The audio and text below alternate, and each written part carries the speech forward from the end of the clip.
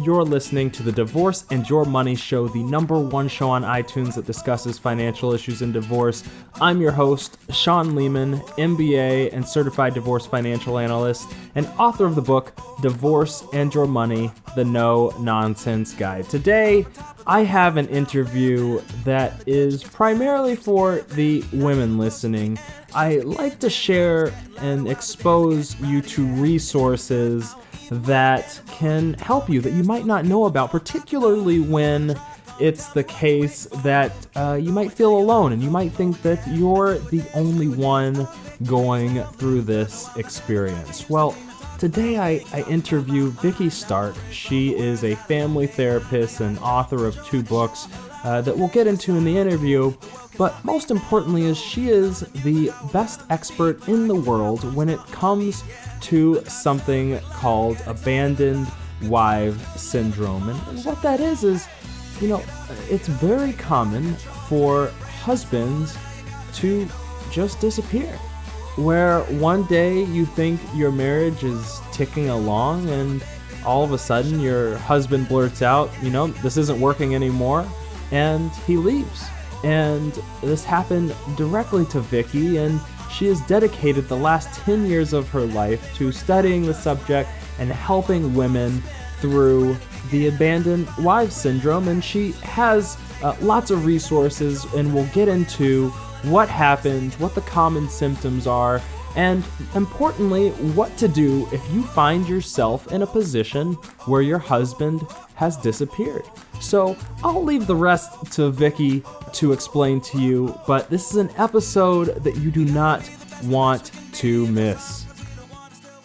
Today we have Vikki Stark, family therapist, author of Runaway Husbands, The Abandoned Wife's Guide to Recovery and Renewal, and also editor of Planet Heartbreak, Abandoned Wives Tell Their Stories. Vikki, welcome to the show. Hi, Sean. So why don't you tell us a little bit about your background and how you got interested and involved from your personal experience in the subject of abandoned wives? Sure. Well, I'm a family therapist, and I have worked with families for over 30 years, and I've been a marriage counselor and a divorce counselor. So 10 years ago, I believed that I was in a very happy, secure, long-term marriage of 21 years until the day my husband sort of tapped me on the shoulder and said, "It's over." And I'll tell you specifically what happened because it's a great story, which is that I was on the road on a book tour with my first book, which is about sister relationships. And I came home, and that night my husband came home from work, and I said to him, "I bought fish." And he said, "It's over." And I said, "Okay, we'll have chicken," figuring he doesn't like fish anymore. And he said, "No, it's over. I'm leaving you, and I'm moving out right now." And this came to me as complete bolt from the blue because I thoroughly believed that he was happily married, that I was happily married, that we were a really solid couple. And it was pretty devastating. And he did actually move out immediately. He'd had a girlfriend for 6 years, which I remarkably, as a marriage counselor, didn't know about. And then, my life just sort of turned on a dime. And it was so shocking to me. And so, that I didn't see it coming. He had never mentioned that he was unhappy or thinking of leaving. And I just had to understand how somebody could morph overnight from being a loving, caring sweetheart of a husband into a stranger who actually turned on me and became very aggressive and angry. I was just flabbergasted. So, a few months after this happened, when I sort of picked myself up off the floor, I started researching this topic of husbands who leave out of the blue. And that led to what I call the Sudden Wife Abandonment Project, or SWAP, SWAP. And I started contacting women all over the world who had experienced a similar thing. So I did an online study and a face-to-face study with 400 women. And the thing that took my breath away was that there were such distinct parallels between my experience and the experience of other women who'd had the same thing happen to them. And so that I started to recognize that there's a pattern here, which I call sudden wife abandonment. It was just really shocking. And so that's sort of what led to the book that I wrote, which is called Runaway Husbands, and which has developed into a community worldwide of other women who have experienced something like this. And so why don't you tell us what the characteristics are of sudden wife abandonment? Sure. There are 10 what I call hallmarks of sudden wife abandonment. Now, of course, we know in our culture lots of people get divorced and husbands leave and wives leave. But in wife abandonment syndrome, it's very, very distinct. So prior to the separation, the number one is that the husband had seemed to be an attentive, emotionally engaged spouse. And the wife really looked upon him as trustworthy and involved. Number two was that the husband never said he was unhappy in the marriage or thinking of leaving. Number three, and this happened over and over again with the women that I've heard from, is that the husband typically blurts out the news that the marriage is over out of the blue in the middle of a mundane domestic conversation, like mine, where I said, I bought fish, and he says, it's over. Number four is that the reasons given for his decision to leave are nonsensical, exaggerated, trivial, or fraudulent. Very often the husbands come up with these bizarre reasons, and the wife is like, what? You're leaving because I left too many shoes by the front door, or I didn't clean up the crumbs on the counter? They just, the reasons that are given are just, baffling to the wives. Number five, by the time the husband reveals his intentions to leave, it's already a fait accompli. So, it's not like the wife could say, let's go for counseling and let's work on it. He's made up his mind and he's really out the door. Number six, and this is the really devastating one, is that the husband's behavior changes radically, so that to his wife, he seems to become like a cruel and vindictive stranger. Like my husband and I felt was tremendously close. And from the moment that he left, I didn't recognize him. And very often women say, that they it's as though their husband has become an alien. He's just so different. Number seven, the husband shows no remorse. Rather, he blames his wife and describes himself as the victim. Number eight, in almost all cases, the husband has been having an affair and very often moves in with the girlfriend. Number nine, the husband makes no attempt to help his wife, either financially or emotionally. And number 10, systematically devaluing the marriage, the husband denies what he had previously described as positive aspects of the couple's joint history. So that not only is the wife's present and future changed, but he goes back and he says, remember that trip that we took to Italy and you thought we were having such a great time? Well, I hated every minute of it. And so she's just totally confused. Like, how could that happen? That's not what I experienced. So, there are these very distinct hallmarks that person after person has recounted to me, that their husbands left in the same way. And this isn't just personal experience. You said how many people were part of Runaway Husbands that you surveyed? Initially, it was 400, but I would say in the past 10 years, I've heard from thousands and thousands, every year. I mean, people read the book and, if you go to Amazon.com and read the reviews on the book, the book makes a tremendous difference to them. And, I wish I had it when my husband left, because you feel like you're crazy. You feel like, how did I not see the signs? You feel like, he's blaming me for everything. Was I really to blame? You feel like you're really losing it, and you feel like you're completely alone, like you're the only person in the world that this bizarre thing has happened to. So that, since we've developed this Runaway Husbands community and we have this website, which is runawayhusbands.com, it's an opportunity to break that sense of isolation, and also for people to have an explanation, like what happened and how does somebody change in this way. So if you're what you think is happily married, what might be some warning signs that a woman should look out for that could lead them to a situation where they might become abandoned later down the line? Right. So I don't want to make every happily married woman who might be listening to the show get all nervous now, that my husband's going to walk out of the blue. I mean, it doesn't always, it's not a typical thing. It's an unusual thing.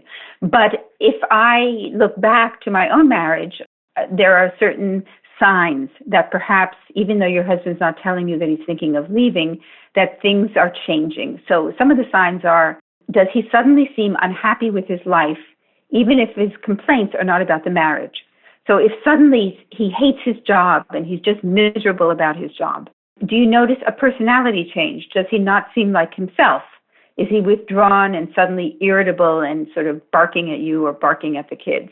are his habits changing? And this happened with my husband. I couldn't understand why he went out and bought all this red gym clothes. It was so unlike him, first of all, to go to the gym.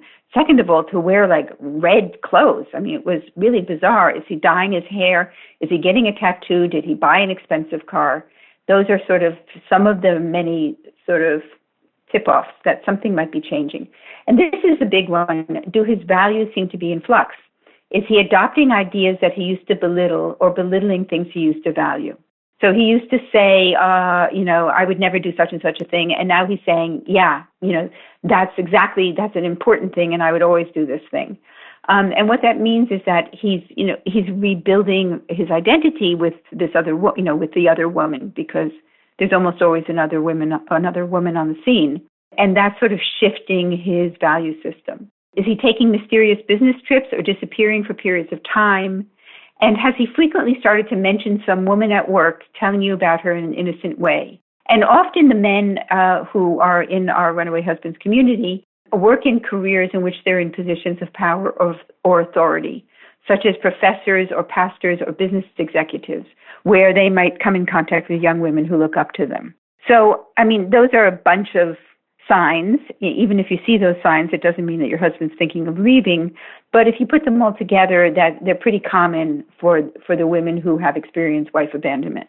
From your research and from your experience, why would a husband, what seems like, just leave all of a sudden? I imagine from the husband's perspective, it's not a sudden departure, but certainly to the wife it is. What causes that shift and that way to react? Yeah, exactly. You're so right. Very often the husbands have been agonizing about it and thinking about it and sort of planning and maybe tremendously ambivalent about it until the moment that he reaches the tipping point, and then there's no turning back, and he's a runaway husband. He's running as fast as he can. But in my work with the women, and also in my work as a therapist, because don't forget, I work as my job is I'm a therapist, and I have men in my practice that I work with who may be thinking of leaving a marriage. A lot of the times in the runaway husbands scenario, the guys are in their 50s or 60s, late 40s, 50s, 60s, and they feel like they've achieved a lot in their lives. They've come to the pinnacle of their success in terms of work, and they feel like, what else is there? Is this all there is? And that it's sort of indicative of a midlife crisis where a man feels like, I've been a good husband, I've been a good father, I've been a good son, I've been a good worker. When is it my turn?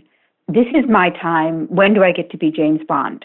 And, particularly if they've been with the same wife for 20 or 30 years, sleeping with the same woman, night after night, and then somebody else in the office, and often it often goes this way, that a younger worker or, somebody who's a colleague in some way in the office looks up to him and he feels this sense of importance in somebody's life, that somebody really needs him. And he just can't resist it. And it's an opportunity to not feel like the same old guy, but to sort of reinvent himself as the exciting, sexy new guy, even though he's 60 or 65.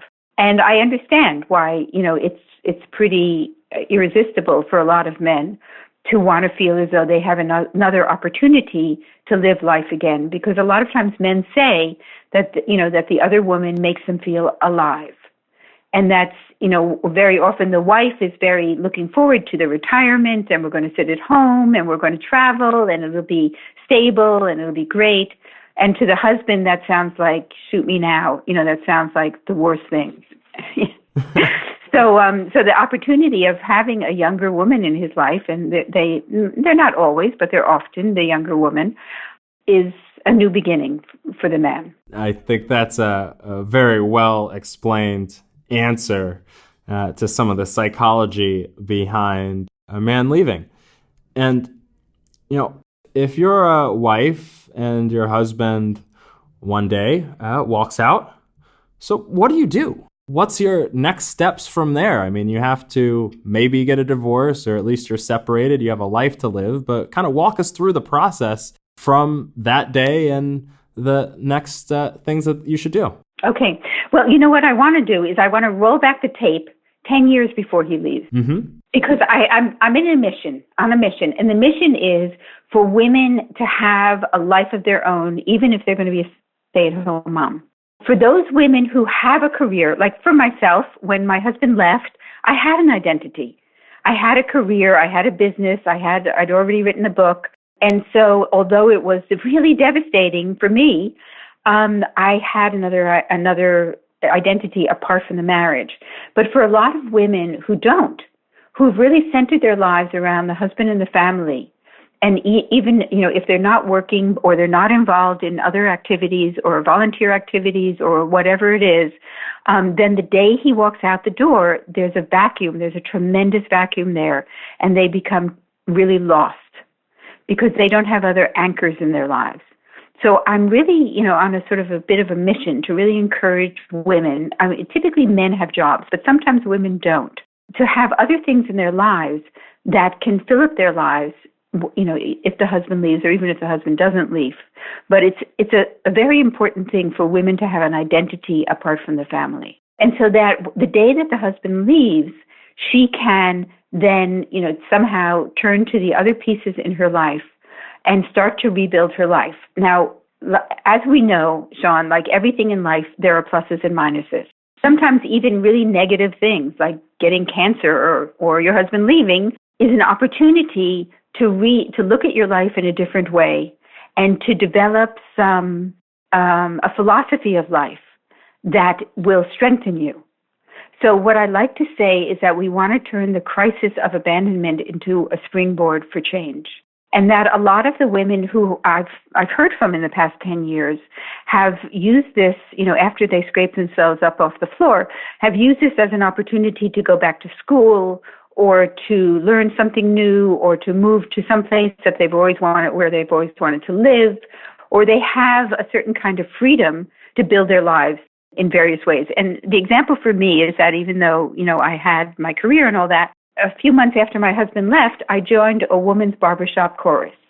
Now, this is a pretty remarkable thing because I have about the worst voice in the world, and these very kind women let me join. So I'm singing barbershop with this barbershop chorus and traveling with these women and going to meetings once a week and learning the music.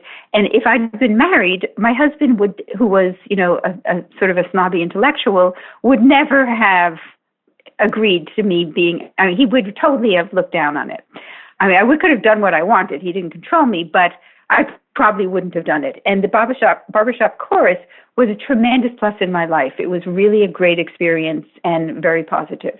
So that's a small example of how people can start to look at their lives and say, what can I do to build my own life now so that I can sort of take back my life from this experience and not feel as though I've wasted the last 30 years of my life, because nothing is wasted, and make a decision about what am I going to do with the next years in my life? How am I going to make them valuable? That's great advice, is taking what one might think is a negative experience, and certainly it is a painful one, but putting a positive spin on it and trying to enjoy things you might not have enjoyed before or the rest of your life, because you still might have 20 or 30 or 40 or 50 years left to experience. Exactly. Yeah, and I think like anything in life, it depends upon what you're going to do with it. We subsequently, after having written Runaway Husbands, I recently edited a new book which is called Planet Heartbreak. And I really love Planet Heartbreak. I didn't write it, but 62 women who have experienced wife abandonment syndrome wrote their stories, their short little 2-3 page stories about what happened to them. And one of the women, and I asked them each to make a title for their story, and one of the women, her title is "When Life Gives You Lemon, Make Lemonade." And it's a lovely cliche, and you hear in the stories the heartbreak that they went through and the shock and the devastation and the misery. But in many of the stories, you're going to hear how the women pick themselves up and are doing something different. And that's really the important message. Exactly. And also in those stories, you see 62 examples of people who have gone through the same experience and what happened, lessons they learned, and how every one of them emerged on the other side. Yeah, and you know how it is when you're super miserable, when it's the Eckhart Tolle book, The Dark Night of the Soul. When you're in the middle of the night and it feels so dark, it feels like the morning is never going to come and you're never going to feel good again. And we've all experienced that to one degree or another. When you're really suffering, either physically, emotionally, spiritually, it's almost impossible to be able to see in the middle of that winter that the spring is going to come. So that really the hope is that people will recognize that no matter how miserable you are, there is that possibility that you're going to get through this, that you just keep going, put one foot in front of the other, and you're not always going to feel this badly. Because when you're feeling it, it's, the misery, the grief, the sense of betrayal, the loneliness, the longing, the obsessiveness. You're thinking about him day and night, and particularly if he's moved in with a girlfriend. And in some women's cases, he's in the woman's home living with the girlfriend because he could afford to buy the home and the wife had to move out. And so it's a pretty big injury, and it's pretty hard to integrate that fact. So that even though you're experiencing all of that stuff and you're so miserable, we need to remember that time is a great healer and that people can move on and that you can feel better again. So that's one of the primary things, is to recognize that the chaos won't last forever and to accept the fact that the marriage is really over, because that's another thing that a lot of times women in their fantasy or, they're hoping that he'll wake up, he'll realize, he'll have remorse, he'll recognize how important the wife and the family are, and he'll come back, and that keeps them connected to him, even though he's really not thinking about her. Yeah, that's a good last point, is that in every one of these cases, none of the couples got back together. That said, is oftentimes a husband would come back and say, wow, I really screwed this up. But you do have to acknowledge that things are over and you need to prepare for the rest of your life if you find yourself in this situation.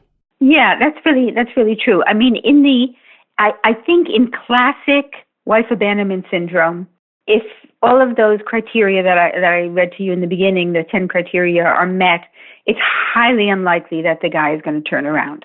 He's pretty much moved on, particularly if he's become so negative and putting the wife down and all that. It's unlikely that he's going to move on. Although, yeah, there are the cases where down the road the husband realizes that he misses her and he wants to reconnect. Of course, in some of those cases, the wife has already moved on and she's not ready to resurrect the marriage. So that's sort of the risk that the husband takes when he leaves. No, that's right. And one thing I did want to touch on, since we are on the Divorce in Your Money show, is what kind of role or what advice do you give women who are not normally involved in the family finances? What would you tell them, married or not, or going through the divorce process, how to think about their financial situation and their day-to-day finances going forward? Yeah, exactly. I mean, I think when I said before I wanted to roll back the tape 10 years and suggest to women that they get some other things going on in their lives, like jobs or volunteering or whatever, definitely women need to be an equal partner financially, at least in terms of really understanding their finances. I mean, it's really heartbreaking when the husband walks away and he knows everything about the finances and the woman really knows nothing. And I see that over and over again. And then she just doesn't know how to start. She hardly knows how to write a check. She doesn't know, how much they pay for taxes or how much the mortgage is. And she knows nothing about the finances in her family. So that if a wife can at any point, or, someone in a relationship at any point can really sit down with the husband and go over all of the finances and really get to know what's going on here, it makes a huge difference. I mean, a lot of the times, some of the women say that one of the things that happened was that the husband was moving money around, was changing things, was having her sign papers, and she didn't really know what she was signing, but she trusted him. And then at the point at which he leaves, she goes to the bank and she finds out, no, there's nothing in that account. And, oh, your pension, oh, that was taken out months ago. So that it's pretty shocking. But in a sense, a woman really, as much as you might love or trust your husband, you really need to be awake to what's happening in your life, because you never know what's going to happen. That's right. And Vikki, what's the best way for people to get more information and to contact you? Definitely to visit the website, which is runawayhusbands.com. I am always happy to help people and to hear from people, and I can be reached. My email address is Vikki, and that's Vikki at runawayhusbands.com. So that's the easy way to reach me. Vikki, thank you so much for coming on to the show. This is an extraordinarily important subject, and I'm glad to share it with the audience. Thank you so much, Sean, for having me. I really appreciate it.